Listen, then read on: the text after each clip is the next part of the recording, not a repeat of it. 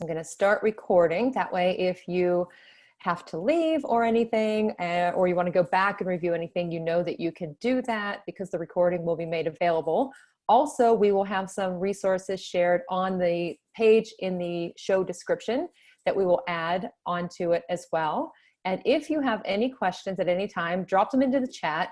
We will just be talking about artificial intelligence, sharing some ideas. I have two guests who are good friends that I've been able to connect with over the last couple of years. So I'm really excited to have them join in today for this discussion and share their experiences from all of our different roles. And so I'm going to go ahead and share my screen. And I'm going to ask anybody if they want to, just to give me a, David, if you could give me a thumbs up. Can you see the screen? All right, good deal. Okay. So as you know, this is the Learning Revolution, and the show that I'm doing on Wednesdays is called Thrive in EDU. It's at 4 o'clock Eastern, and this is my second show, so thank you for joining in. Last week, I had my friend Laura Steinbrink on. We were talking about the future of education, social emotional learning, and the essential skills that students need. And so each week, I'll have a different topic, different guests, and thinking about things in education that we need to look at now, how we can plan for the future, especially as we're working through what has definitely been a challenging time in the world and in education. And so today for our show, it is on artificial intelligence in education, and my two guests are Denise Wright and David Lockett. And if at any time you want to share something out on Twitter, please do that. Use the hashtag #LearningRevolution. And a little bit about me, just to give you some perspective for who we are here talking with you today. My name is Rachelle Dene Poth. You can connect with me on Twitter or Instagram or email even, rdene915. I am a Spanish and STEAM teacher. I teach 8th grade students about emerging technology. So that's where my interest in artificial intelligence and other things like augmented virtual reality come in for that class that I teach. But also in my Spanish class, I've been doing some more work with artificial intelligence with them. I'm also a consultant and an attorney, so I love learning. I am, I guess today officially, I transitioned from being president to the past president of the ISTE Teacher Education Network. I've been an ambassador for a couple of different companies out there. And I know some of you, we've all connected in those same spaces. It's great to learn and see what everybody else is doing. I'm also an author and a blogger, and I've had a pretty great busy year looking at a lot of different technologies and learning methods and things from my classroom, and getting some new ideas from my students, especially to help me to become a better teacher. And so I love learning, like I said. And I've written a couple of books, have some stories in them from my students and from other educators. So I just love sharing what we're doing. And more importantly, I love sharing what they're doing as well. So let me introduce you to my first guest, David Lockett. And David, if you want to tell everybody about you. Hey, sure. Welcome. My name is David Lockett. I'm a STEM and computer science teacher at Bach Academy. We're in Central Florida. I've taught STEM and CS for a number of years. I'm also in the ISTE and NASTA Education PLN. I'm a huge advocate of technology in our classroom, as well as big astronomy nerd. Traveled to Chile for astronomy projects. I was just recently named an Albert Einstein Fellow sponsored by the NASA Office of STEM Education, and recently won the ISTE STEM PLN Excellence Award. I'm intrigued by artificial intelligence. Technology is a big part of our learning and what we're doing. So I'm excited to be here and share with you today. Yeah, and congratulations on those awards and everything, because that's fantastic. And so I invited David and Denise because they have just so much experience in this area, but also in many other areas related to work in STEM and STEAM. And so you'll get to learn more about David as we talk today. And now turning it over to you, Denise. Sure, thanks for having me today. I'm a STEAM and online educator. My online experience from that, I'm going to be writing a guest columnist for the National Science Teaching Association for Science Scope. My first article will be coming out in September, just giving some advice to teachers nationally about trying to teach science online. I volunteer for NASA as a solar system ambassador. Space science is one of my passions. I just got finished doing an outreach presentation yesterday for the National Summer Library Program on fairy tales and mythology. So we talked about constellations. I also, since we're talking distance learning, I also piloted a telescope in a distance learning environment. You can see a picture of that one. It's an Alvin Clark refractor from 1926. That was a really awesome opportunity. I'm a grant writer. I've been funded to teach AI in middle school. Toshiba Innovation Grant gave me some funding. Also, the Waccamaw Community Foundation, which is a local foundation in my local community, also funded the project as well. So I'm planning and getting lessons together, and I'm thinking about what I'd like to order for next school year. Also, amateur astronomer, Grand Strand astronomers, and I do, coding clubs of technology, things like that for our local community. I enjoy that as well. So I'm excited to be here today. Thank you. Yeah, and just listening to both of you, I know that you do so much, but seeing it all and hearing you talk about it, I'm just amazed that you even have time to be here today. But the things that you're doing are just, I'm just so interested to learn more about them. I see the pictures and I see the posts on social media, or I read about it within the ISTE communities, but just to see the pictures and to hear you talk about it, I'm looking forward to our conversation. So if anybody has questions for Denise or David, either now or even later on, just make sure that you connect with them on Twitter. And so we will get started with artificial intelligence today. It's interesting if you think about when somebody says AI. I don't know about all of you that are joining in, but for me, a couple of years, I really didn't know that much about it. I had my idea of what I thought it meant. I had movies that I had in mind where I could think, oh yeah, that's AI, but I didn't know what it could do in my classroom or how I should teach my students about it or anything like that. And so probably 3 years, actually 3.5 years ago now, I started to do some research on it, just writing some blogs for Getting Smart. And I was amazed to find out how much we use and interact with AI every single day. And we don't even realize it. And somebody told me that's the thing about it, is when it's working, you don't realize that it's actually doing what it's supposed to be doing. It's just happening. And the video that's playing in the background is part of a really good series that I recommend if you're looking for some videos for your students or for yourself to learn about it. It's Crash Course. You can find a whole series of them available on YouTube. But these are some of the things that I use with my students in my classroom to get them talking about it and to just engage in conversations with them and to make some predictions about it. So we will take a look at what exactly is AI. What is machine learning? We'll show you some examples, share some resources, and maybe also get you involved a little bit too, because it's nice to have that interactive piece in these sessions. So please, if you've seen something, if you've tried a website, an app, a tool, anything, drop that into the chat, because it really is meant to be an open conversation where we're all sharing ideas. And David or Denise, I don't know if either of you want to say anything about when you got started with teaching AI or anything about what artificial intelligence is itself. Sure. I found out about AI, believe it or not. We here in my county, we do a technology fair. We're a pretty big district, and we have our technology fair at our convention center, and there's about 2,000 projects that come in from K to 12.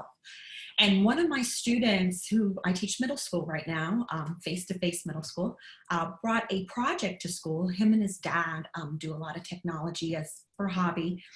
He brought in an AI project.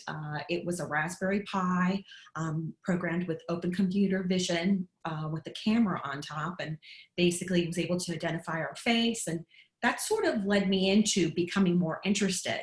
So it was a student that really got me started. And then I started reading about it and following lots of people on social media and looking at different blogs. And then I applied to attend an AI symposium. There was a travel grant in Washington, D.C., and there were key stakeholders that were attending from Carnegie Mellon, Dr. Dave, I call him, yeah, Dave and Dr. Christina from Florida. And she's also a computer science professor, educator, and then people from all around the world. So I was so excited to be selected to attend the symposium And from there, the learning just kept continuing, and that inspired me to write these grants. And I couldn't believe right before the pandemic hit, I found out I was funded to teach AI, and from those experiences, and it's just continued from there. So that's how I got into AI. So it's amazing that students are teaching us all the time. We learn from them. So, and I know. it's just been going from there, and very exciting. So, yeah, great. Yeah, I love learning from students, and they're often surprised when they teach us something and they think that we know everything there is to know. And no, we don't know all there is to know, but it's great to see them kind of take the lead, and we learn from them. It's great to hear that from you too. How about you, David? Preparing, students, for the future, means having, students engaged in technology. You want them to, have access to hands-on projects, and programs, that are going to engage them. We're working with Duke Energy, and in some of their solar cars, they had self-driving technology. So, that piqued my students' interest. How can we broaden these learning experiences, for all students? How can we bring AIs, so it resonates, not only for all, for a positive experience, so they can take something away from it. They can become, designers. They can understand how this AI-enabled technology works. When we looked at AI, students were amazed at how much AI they were, already coming in contact with. But a lot of times in a lot of our projects, our goal was to design a solution to address a problem. So in some of our projects we were working on, how can we use AI, to, impact not only our community, but, our society as well. As we continue with these AI projects, they're looking at the design, they're looking at all of the success that's going into them now. And, most importantly, what's the societal impact? How can we, bring these jobs of the future? How can we understand how this technology of the future can be used in a positive way? Right. And it's kind of scary too to think about. And I kind of led into this. So we got your experience, I mean, how you started, but so far, since you've been doing more with AI in your roles and just even in general, how has your experience changed from maybe when you started, whether that's your comfort level or, I mean, your confidence in talking about it, teaching it, and trying some of the different things that are out there? Or if you want to take the other one, how has it been impacted, specifically your role in education, if there is any impact? And thinking about our guests too, and I'm going to stop sharing temporarily just to check the chat, but if you have been impacted by AI in your role, drop that into the chat. We'd love to hear from you, but I don't know, Denise or David, whoever wants to share, and I'm going to check the chat and see if there's any questions or comments too. I think it was sort of got started teaching about it because I think it's important that, students understand that it's not magic, that there's not, when we deal with Alexa or personal assistants, that there's something powering that. Also, facial recognition and things like that, so that they understand that it's not magic. There's programming behind that. I think I started becoming, I'm not, an expert by any means, but I think I started becoming more comfortable with it, with experimenting with different resources online and attending the conferences. And I'm still learning every day about it. And, taking massive online open courses. There's a company out, Otto AI, which I sort of messaged them, and I'm borrowing a car because I'm thinking about using this with our grant to teach students about it. So, that's where I started with all of it. And again, I think it's still a learning process. I think it's really important because it's such an emerging technology, and it's going to change the way that we live and the future of work and jobs. And it's gone on from there. And again, I also have a book here that I read. So it's just a whole learning process for me, for sure. Thanks. Hey, that Teaching AI book is an amazing resource. We actually use that in our class as well. I guess what started for AI in my classroom, in our robotics class, we had a group of students that say, hey, what are problems here in our school? And we had some mobility challenges for some of our teachers in the school. So they came up with an idea to build a library robot. And this particular robot could help find and retrieve books for teachers with mobility issues. They had to think about how could this robot be helpful? How could the artificial intelligence portion of the project, how could that information impact the robot they were building on? When they considered, building this robot, it was an Arduino-based robot that could find and retrieve books. Could it free up the librarian's time? Those are, questions, that you want to think about when you're thinking about your AI projects. Some things that we also did, we wanted to incorporate other disciplines as well. So, being a STEM and computer science teacher, we wanted to integrate art, we wanted to integrate science, we wanted to integrate math. Integrating all of these, core curriculums across, the platform is, a good way to kind of weave AI into your subjects. Because, of course, the main focus is on, how are we going to, use this experiential learning, to impact how students think about AI ultimately.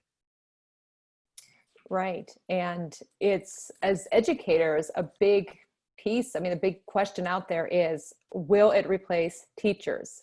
What is it going to help us to do, or are we going to not be needed anymore? And I do also have that same book, Teaching AI, and it's always nearby because I'm always checking things out. It's a great resource by Michelle Zimmerman. And then I also have another book, if anybody wants to know, and I have it here, it's Artificial Intelligence in Education. So if you really want to go back and look at the progression and developments over time of where it started, because I know for many people, they feel like it's just something that's newer and not anything that's been around for a really long period of time. But it's very interesting to track backward to see all of the growth over the past 70, 80 years at this point, 90 years. I mean, a really long time doing quick math.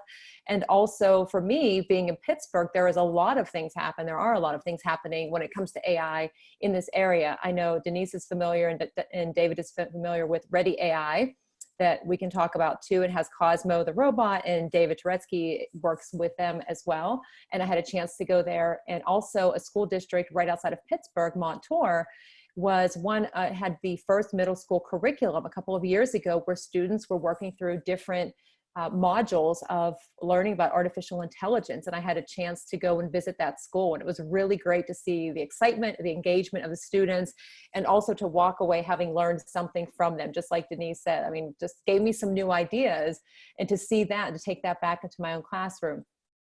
So that's the first thing. Another thing that I was going to mention is people say, well, will it replace me? And I read something probably a couple of weeks ago, could have been a couple of months ago at this point.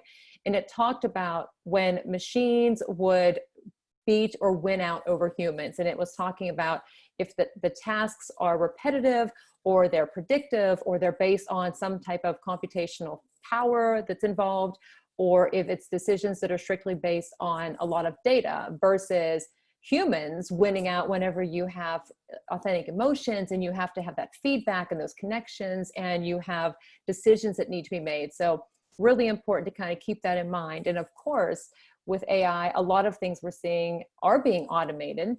And as teachers, I know how long it takes us to go through and grade whatever the work is that our students are doing, and then to give them the feedback. And feedback is so critical, and we need to give it in a timely manner. So if we have something that can kind of help us to streamline that, giving us more time for that in-person connections with our students, then I think that's when it definitely makes a difference. And there are, let's see here, some questions here. Let's see. The book is, yes, that is the book by Holmes, and yep, that's the one. That was the question. And there was another question. I don't know if David or Denise, if you saw that one, and we can also address it later. Complex question, but that's okay. We can go back to it. But I am going to shift to another question that I was kind of leading into. So what are some ethical concerns or considerations when it comes to AI? Or what concerns do you have? And this, when I say you, I don't just mean you and Denise. I mean, anybody that's in here, please feel free to drop them into the chat so we can talk about them. But what are the ethical concerns or any, personal concerns, professional concerns that you might have? A little comment on that. So that was an interesting conversation I also had with my students. We talked about, the phone and that it can identify your face so that you don't have to punch the numbers in anymore to access your phone. And which that, we talked about that being AI. So that sort of inspired my students. There was a contest called Samsung Solve for Tomorrow. And the students said, hey, well, can't we use that same concept and design basically a system to go into school every day, and that it would scan our face. So because we want to be safe going to school every day. There's just sometimes, we worry about safety, and there's people coming in and out of our school all the time. So I kept very quiet, didn't say a whole lot, and they wrote a proposal for Samsung where they talked about using sort of that student's project, using the Raspberry Pi, Open Computer Vision, and designing a facial recognition system as they're entering the building every day, that it would scan them and allow them to come into the building. So I hit submit. We wrote it all up together. And then the conversation started after I submitted the idea. I said, well, who's keeping that data? How are they, what happens if somebody breaks into our database? What happens to your privacy then? Who should, do you feel comfortable with other people having that information? So that was a conversation that got started out of that project.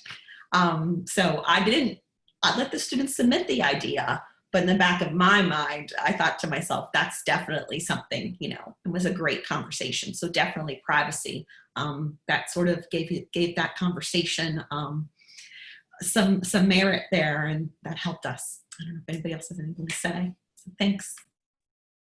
Yeah, definitely privacy is a huge concern. There's a lot about that. David, did you have anything to add? Yeah. My students, they were amazed at self-driving cars. A company called DF Robot, and with DF Robot, students can combine coding, programming, and AI. A lot of times with autonomous cars, they're programmed. They're programmed, they're coded, they're engineered to avoid obstacles. But what is the science? What's the artificial intelligence behind that? With self-driving cars, when you think about autonomy and autonomous cars, the technology is getting closer. Each and every day. With each generation that passes by, the software is able to catch up. Because you look at some of the self-driving cars with Tesla, they're getting there. There's a few things are still working out, but for the most part, you're thinking the software is going to catch up to where we're at now. When you think about things like logic, how far does self-driving do you want to go? Do you want to be able to handle all the obstacles in the real world?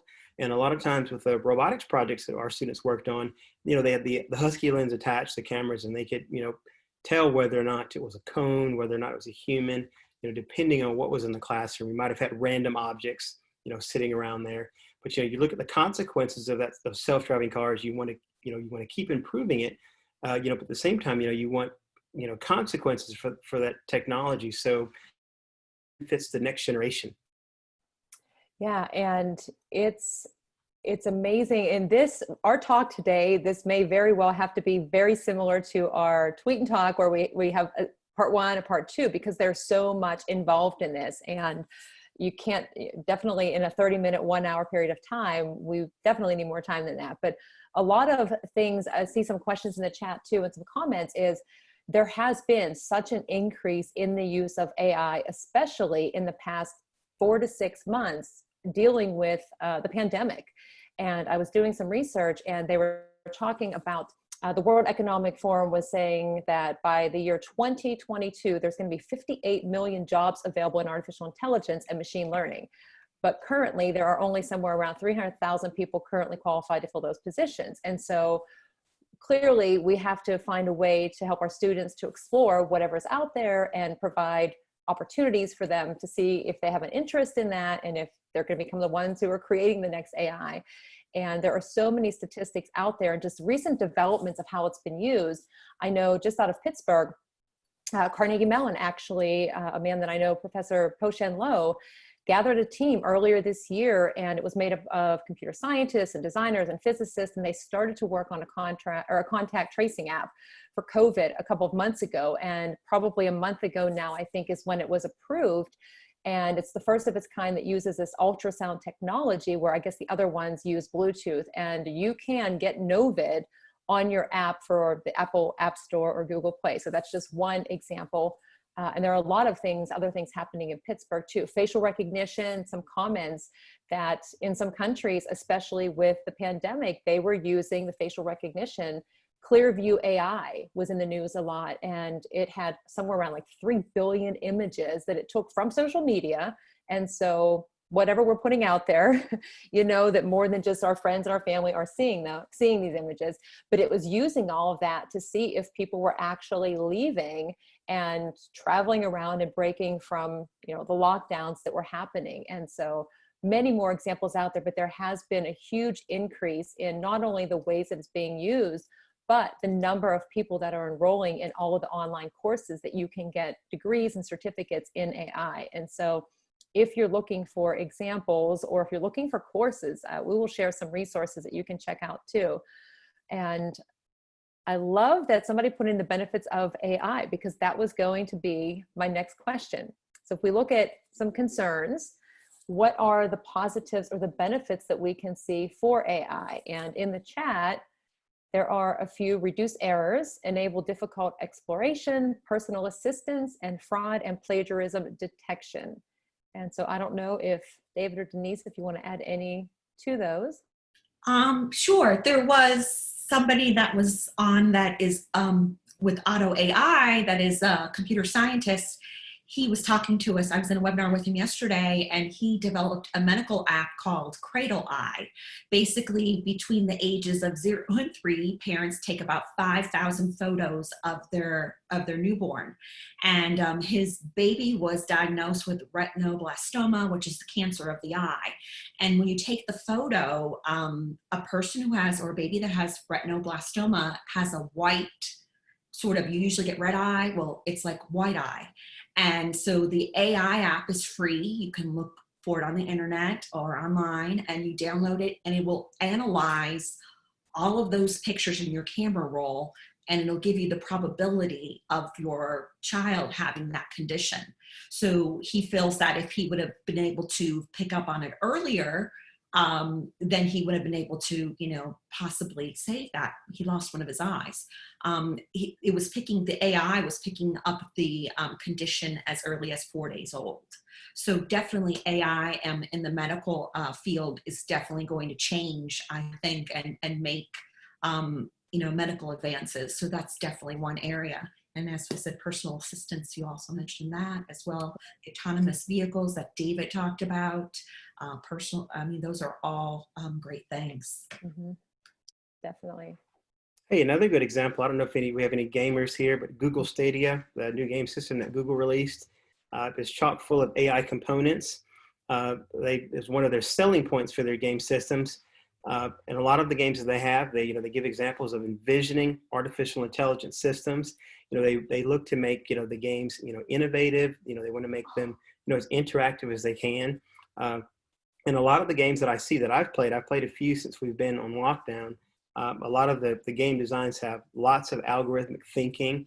They have different ways for you to explore, it's just kind of one aspect to think about when you think about artificial intelligence gaming. It's a burgeoning field that's there. Very interesting.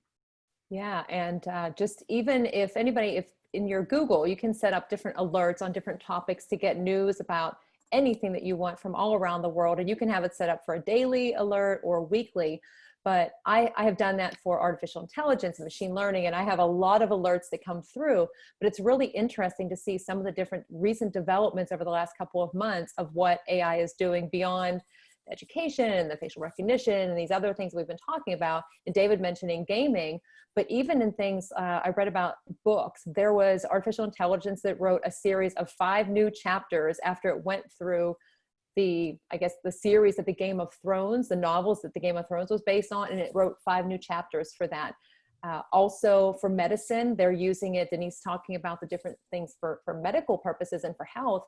They've been using it at Duke. Students are working on this machine learning system that is helping doctors to diagnose COVID faster, because instead of waiting for the time for the test, they're using that machine learning system to kind of analyze the CT scans faster rather than that swab test. And then they're having the doctors kind of go through and analyze that. So many different things. And I know they've had articles about it being used for Alzheimer's research and everything. So it's interesting to see just how much growth there is in it and in how many different areas that it's happening.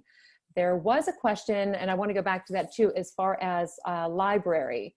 I know that when I took the EDU, ISTE is, if you're not familiar, the International Society for Technology and Education, and they have different courses that are available. And I've taken a few, and one of the ones that really helped me, which is where I got the Teaching AI book, was on artificial intelligence. And in that course, they gave a lot of activities and modules for you to work through. And one of them was creating a chatbot. And for me as a language teacher, I made it so that some of the common questions that I get, the chatbot was being used instead so the students could get their answers. And I did see that somebody put a response into the chat of that actually you can use that. Did you, Denise or David, have you used chatbots at all, or have any other ideas for how it can be used in a library? I have read about them, especially I think about in college, when I took Intro Bio 101 and I sat in a lecture hall, and there was probably about 200 students in there with me in a 101 class, or Penn State University, a state college. And, you know, you've got all of those students sitting in there. And I read about the idea that the video lectures were being recorded from the professor. And if a student had a question, they were able to type it into the chatbot, and then the chatbot was able to go back to that exact point in the video that the professor was addressing that topic. Especially when you're having those big university settings where you're having lots of students in there. I mean, we have lots of students in K-12, but in those situations. So that was really neat. And being able to close caption your voice as you're speaking across the screen. That's something that I saw as well for education. Yeah, thank you. We designed a chatbot in our STEM classes that could tell moon phases. So when our students and our parents went to the homepage for the school, the chatbot, with little moon would pop up. It would ask, hey, what's today's moon phase, and would interact with the students as well. And it was very popular, introducing students to that kind of automated, artificial-driven chatbot. So they were excited. So we had some to where students would, put in the lunch menu for the day for the school.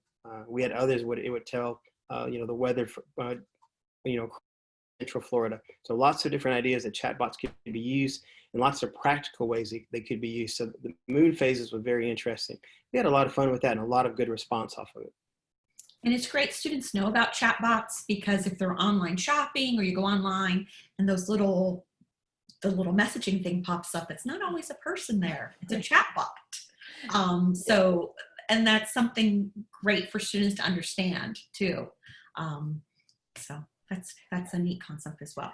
It's funny that you say that, because I did read something where they did a survey, and I don't know how many people they surveyed or analyzed or however they did it, but it said somewhere around 65 to 70% of the people don't even realize that they're interacting with a chatbot or artificial intelligence every single day, because you make a phone call and it sounds like a person, or you get on the computer and you're having it, and it just seems like it's such a natural conversation that you're having, and you realize it, okay, I'm not sure if that was actually a person or was I talking to AI? I have no idea. So it's amazing what is possible with technology, and with my students, having that connection with them in 8th grade, and thinking back to when I was in 8th grade and we didn't have anything like this, the predictions that they make for what the impact it might have in the future. And it's just a lot of fun to learn from them and to get their ideas. But I did want to share, and I'm going to go back to sharing the screen here. I wanted to put on this screen for everybody to see, because sometimes you may, like I said, not realize that you're interacting with AI or how much you actually use it. And so let me share this, and hopefully you can actually see it. And if you can't, then just come on. David, can you see it? Just make sure. Yes.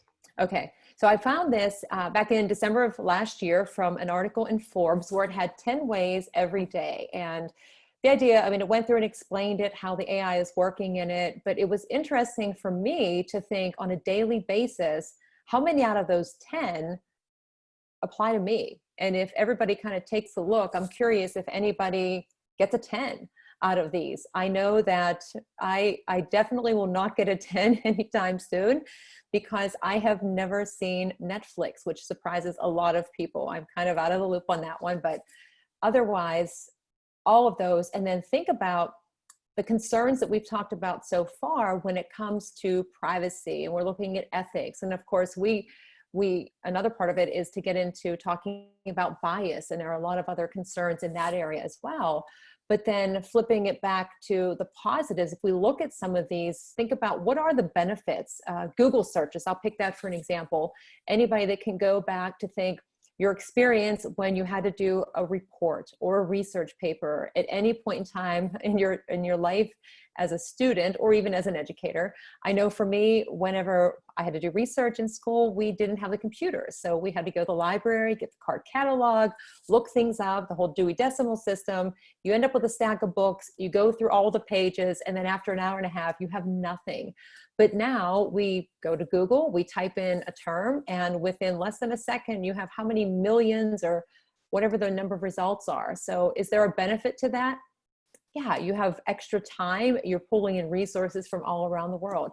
The virtual assistants. How many of us have Alexas in our homes or rely on Siri to just ask a question instead of going to look something up? I mean, there is something to be said for convenience. And I know David and Denise and I had a talk about this. Oh, geez, I think this was probably back in October. And I remember saying to them, talking about the smart home devices, that I'm okay with getting up and changing the temperature of my house. I don't need for my home to actually know me and adjust based on my behavior, but those things exist. And so if you feel like doing so, it'd be interesting to put the number in the chat of how many you get out of the 10. You don't have to, but just something fun to do. David or Denise, I didn't know if you had anything else that you wanted to add about these common things we might interact with.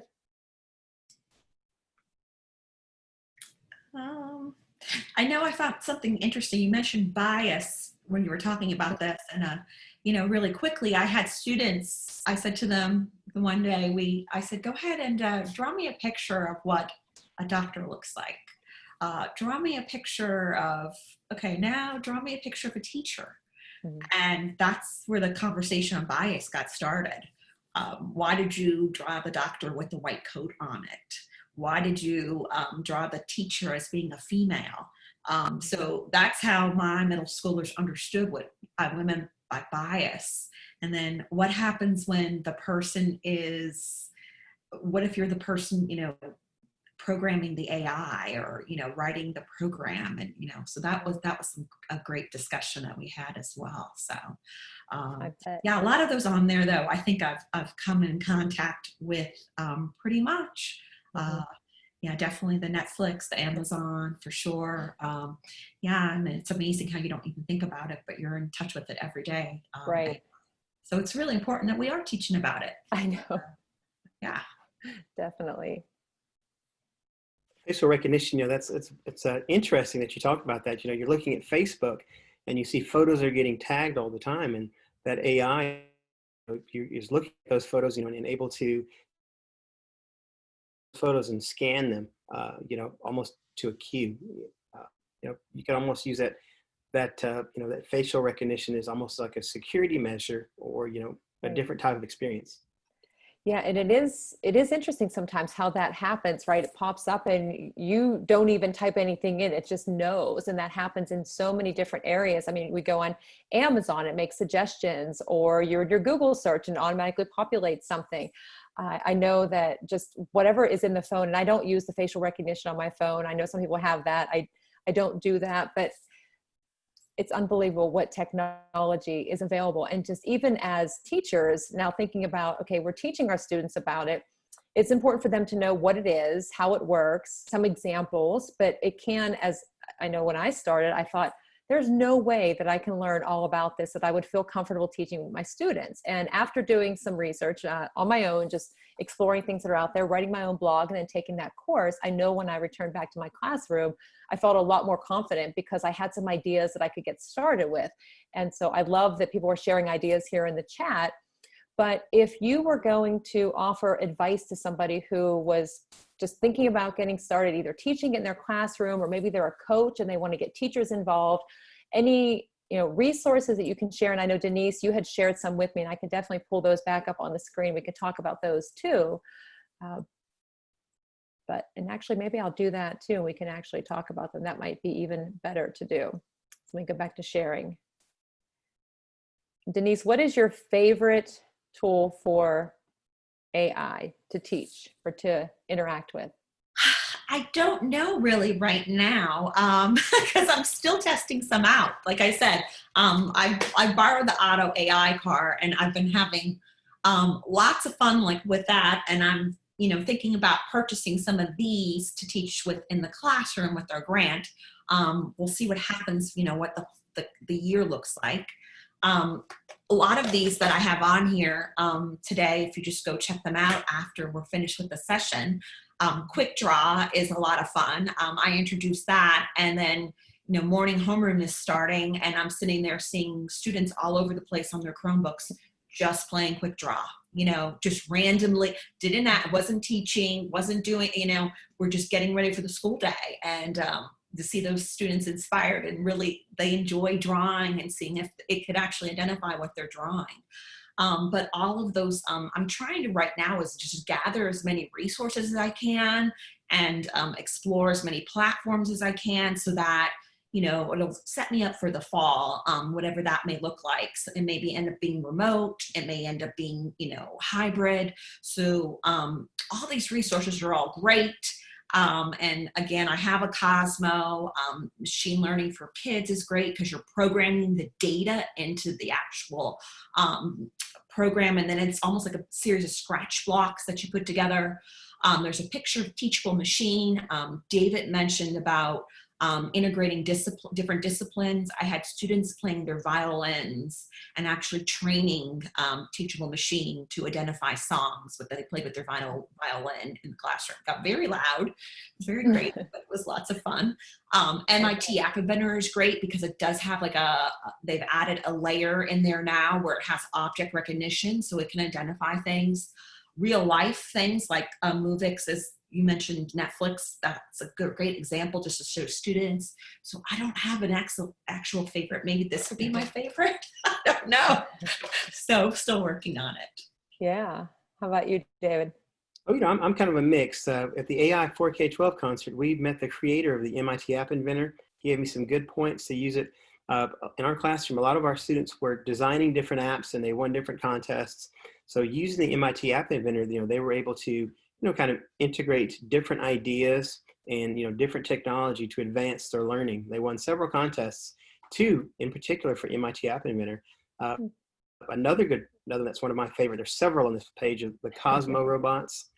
Lots of great projects for students. We did a module before the holidays, and I was shocked that several students went on Amazon and purchased these. So, they wanted to extend their learning. So, there's some great modules on GitHub. A lot of great hands-on, projects that students from middle school all the way to high school can work on, using the Cosmo robots as well. And I love experiments with Google. There's so many different projects there. Yeah. And they're adding them all the time. So it's hard to keep up with them all. It is. And it's nice to have so many choices. And I know, Denise, it was funny when you're talking about the Quick Draw. My students, when I use this in my classroom, usually what I do is we talk about it, we see a couple of videos, brainstorm ideas, and then I have them all kind of start with the Quick Draw, the Google experiments, and then the Web Genius, the Akinator, which is a lot of fun. And then I just let them choose some different areas to explore on their own. But it's always funny when they start the Quick Draw to see the different words that they each get. And I think one time somebody had to draw literally a line, and then somebody had to draw a platypus or something. And their conversations back and forth about how is that fair? It's not hard to draw a line, but then how quickly the AI kind of interacts and predicts what it is. And then also too, like David, you said, with those Google experiments, there are a lot to choose from on there. And it's nice for the students to be able to kind of explore based on their interests, what's out there. And the teachable machine is one. I can imagine the violins will be very, very loud for sure. And especially in the morning, right? It's early in the morning. And these, we will link some resources as well. And then the Cosmo robot, that's when I got a chance to go to the Ready AI lab this past November, actually, and talk with Dave Turetsky and interact with it and learn more about it. And I know that they were using that at Montour School District. And David, I can't imagine, well, I can't imagine students being so interested they wanted to order and use this at home. But one thing that's nice about this, even though we don't necessarily know what school is going to look like whenever we return, or if we're still in school now, we're kind of still figuring things out. But a lot of these are available, assuming all students have access and devices to explore. We can still teach about it or have them learn about it through a lot of these opportunities. And even code.org has a lot to offer students as well. And Denise, this was what you shared on Twitter, I think, yesterday? Yeah, this weekend, like I said, I approached Otto AI and said, hey, I really like trying things out as well. I mean, it's great when students teach you as well, but it's also great, when you have a grant and you know that you're going to spend this sum of money, that you want to make sure that it's going to be great for kids.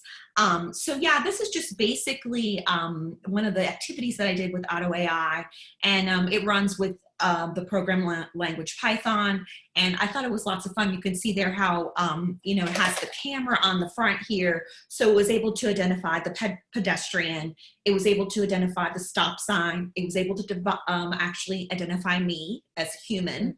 I tried to put the dog in there. Didn't know the dog. Didn't see the dog. And that's, some of the code was really easy. Like that bottom one right there, you're going to import the library, because I guess they probably have a micro USB already in the Raspberry Pi that they flashed the actual code to.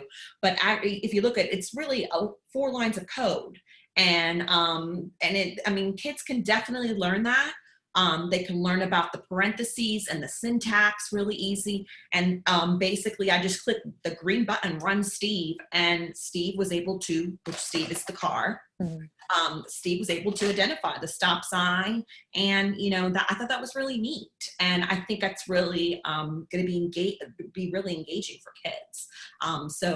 It has been a pretty simplistic program, be able to figure it out pretty easily, and I think it's getting kids introduced to learning how to code, and also that real life application, because we also want them to use AI for the good. We want them to use AI to change society.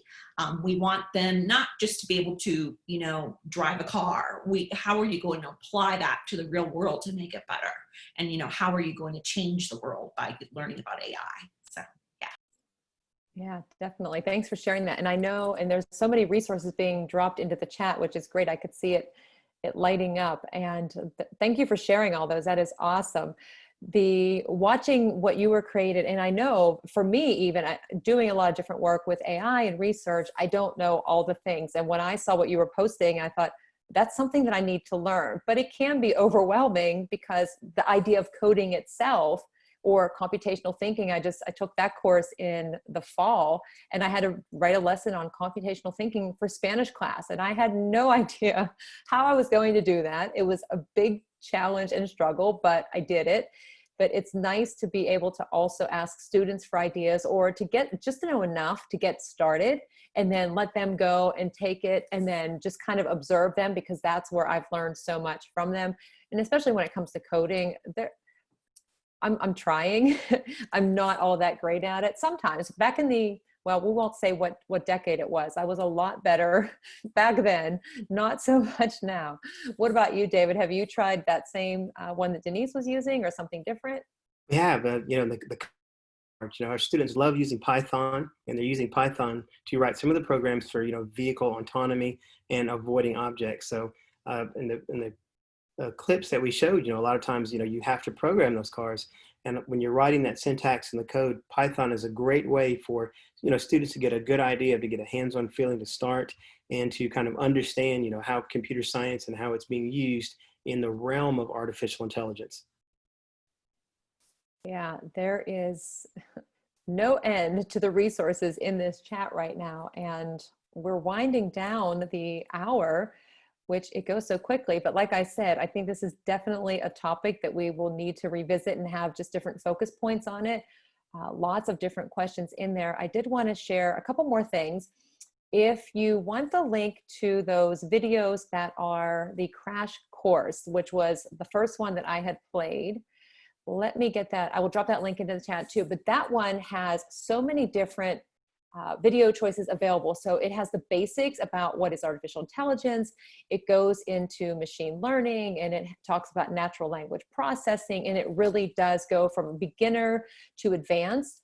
There are also a lot of really good videos out there if you're looking to, like, on a global scale at how different countries are using artificial intelligence in the classroom. I know probably maybe last fall, there was a video that came around about how China was using artificial intelligence in their classrooms. And I can actually drop that link in there in the chat as well for everybody to see. But that was something that was an amazing conversation with my students in my class, because they were convinced that these headbands that students were wearing that tracked student engagement, if they were paying attention, my students felt very strongly that they would be able to fool the artificial intelligence or anything that was on their head just by the look on their face, because they said they could look like they were engaged.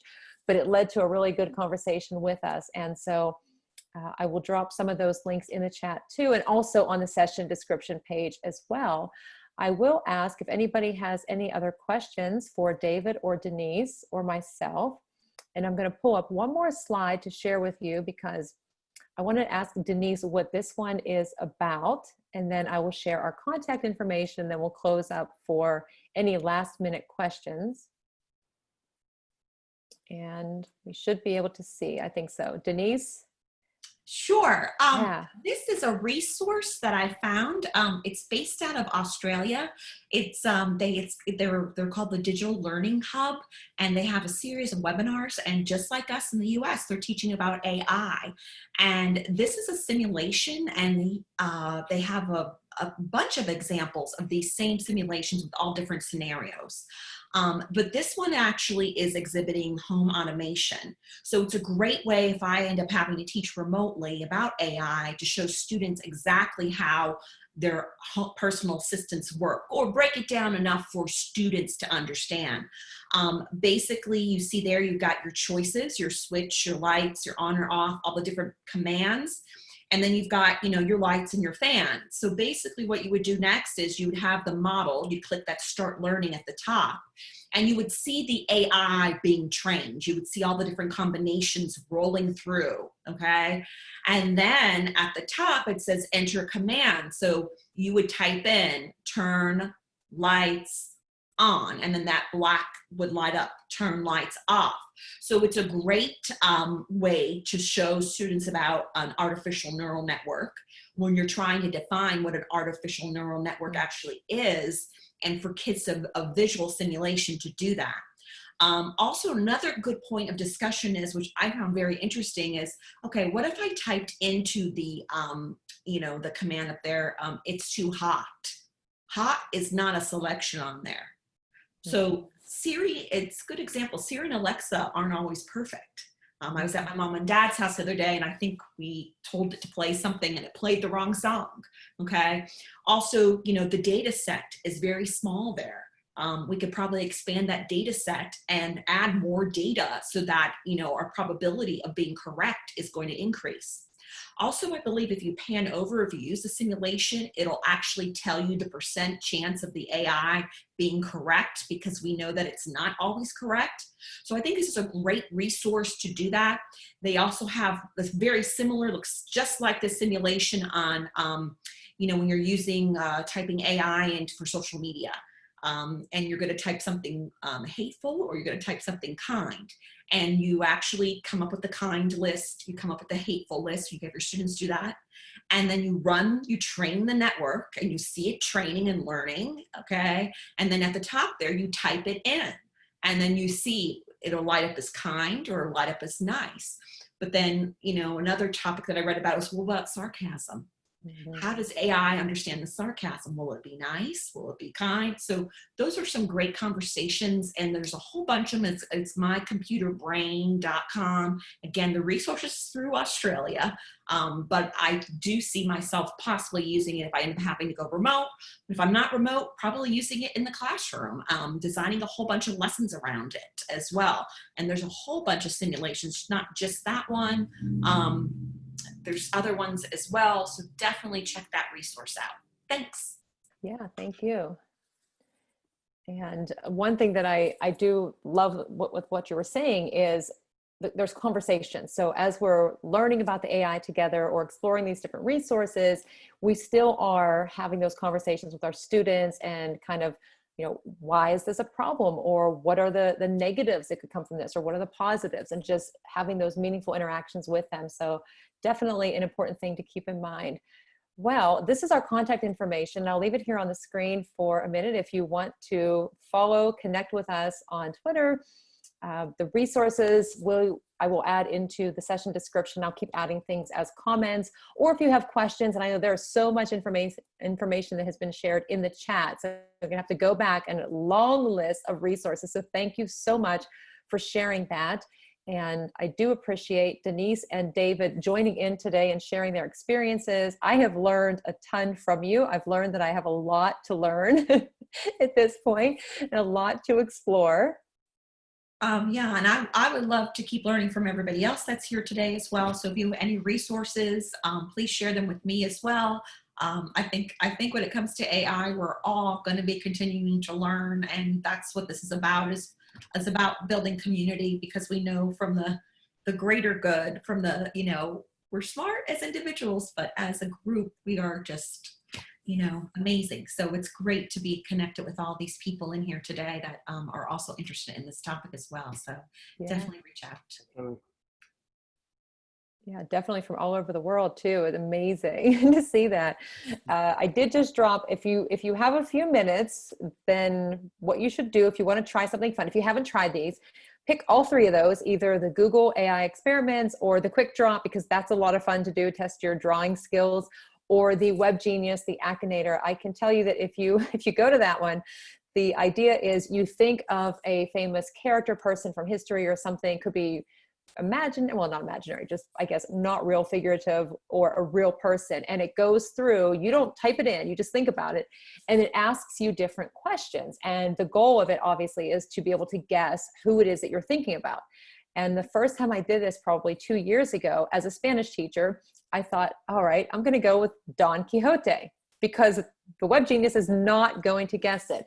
And if you try it, you will start to see a pattern, and it shifts, and you get this feeling where you're thinking, it is totally going to guess the person I'm thinking of. And it guessed it in 14 tries. Now, I've had some students who really try to think of somebody, and I think the biggest number was somewhere almost 40 tries that it took. But it is a lot of fun to just see those interactions and kind of get that idea where you realize it's totally going to guess who I'm thinking about. But anyway, I thank everybody for joining in today. I'm going to grab all of those resources in the chat, and we will be back here next Wednesday for another show. To be determined, the topic, but I am excited to say I have guests lined up for the next month on a lot of different topics. And so if there is a topic that you're interested in and think that we should talk about on the show, please reach out to me. I would love to hear it. If you have extra resources, post them on the session description, or join in the Thrive in EDU group and participate in the discussion there. So have a great rest of your day wherever you are. And thanks again for joining in. Thank you.